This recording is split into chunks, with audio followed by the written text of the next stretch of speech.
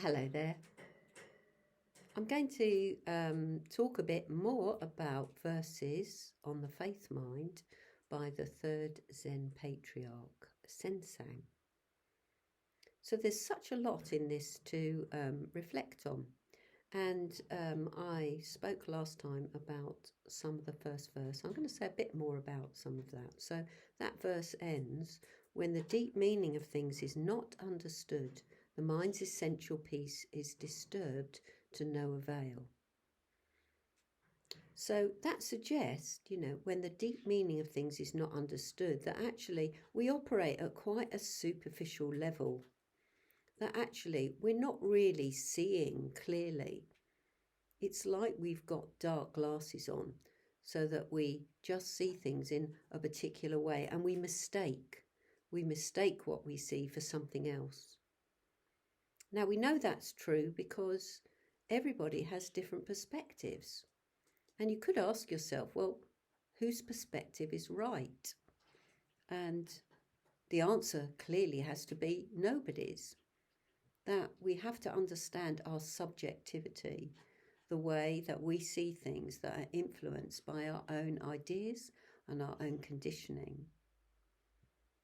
So the deep meaning of things is not understood, and then the mind's essential peace is disturbed to no avail.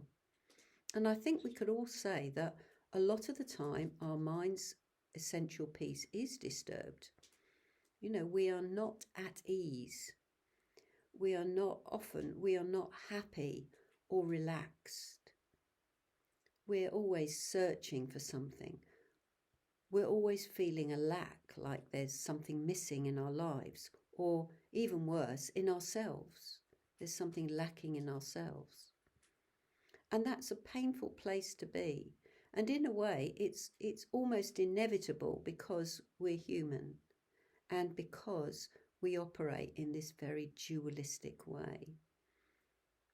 We want to be happy, and we don't understand why that's so difficult to achieve. And we look outside of ourselves all the time to find that happiness. If only we have the right conditions, we imagine that we'll be happy. But actually, we have to look within. We have to.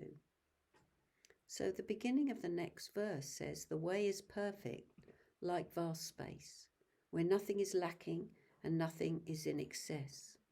So what this really means is that when we understand the Dharma, the great way or the way, when we understand it, there is a sense of spaciousness. It's just like vast space. And I think we all know what it's like to feel spacious, to feel open and undefended.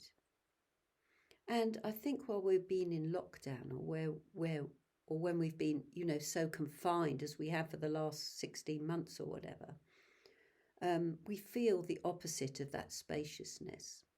We can feel constrained, tight, even frightened and overwhelmed by that sense of being held back, held in.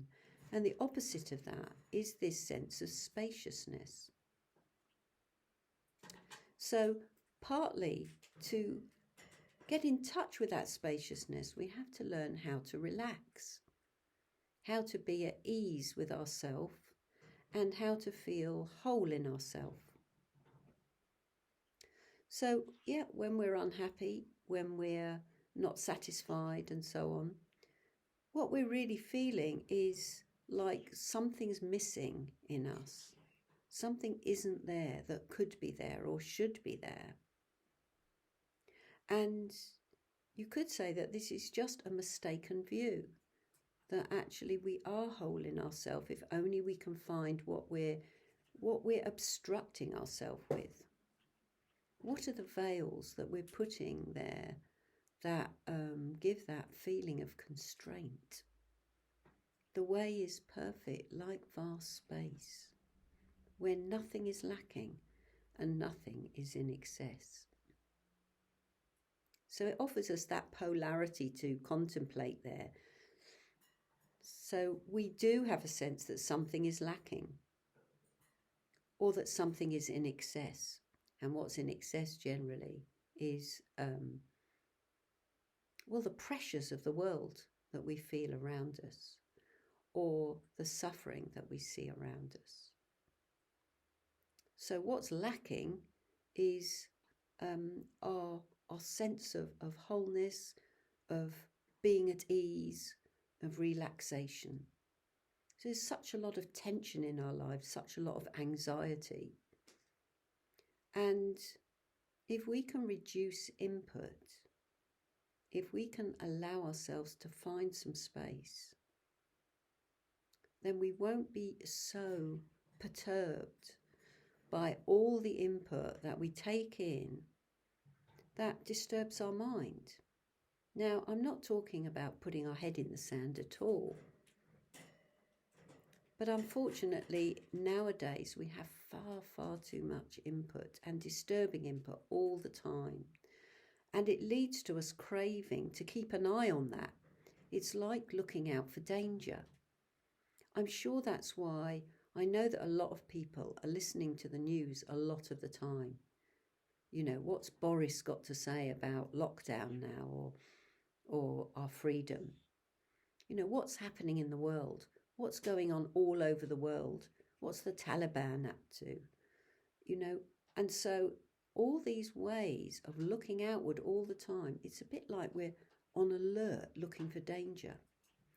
And that prevents us from this feeling of spaciousness, from feeling open and receptive to what's going on. Because if we feed ourselves all the time with all the horror stories of the world, well, of course, we're going to feel anxious.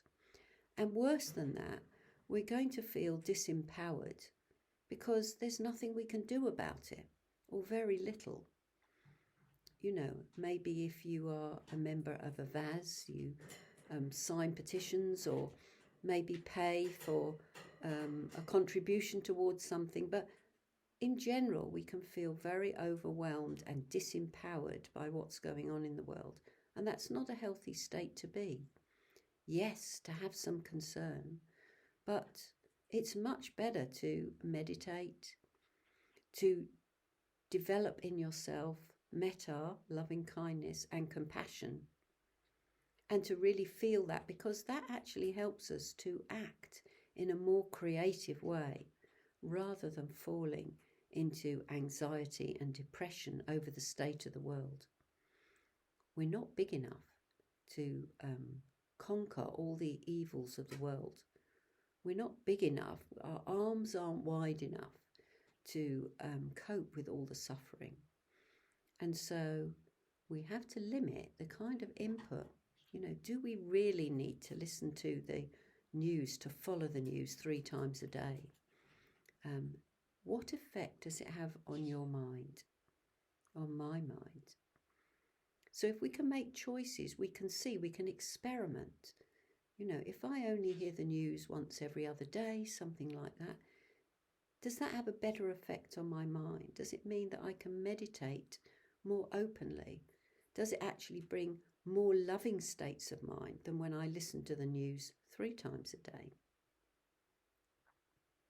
So the truth, the way, after all, the Dharma is just about seeing the truth, is like vast space. It's perfect, like vast space. And then we won't feel the lack if we can develop that sense of spaciousness.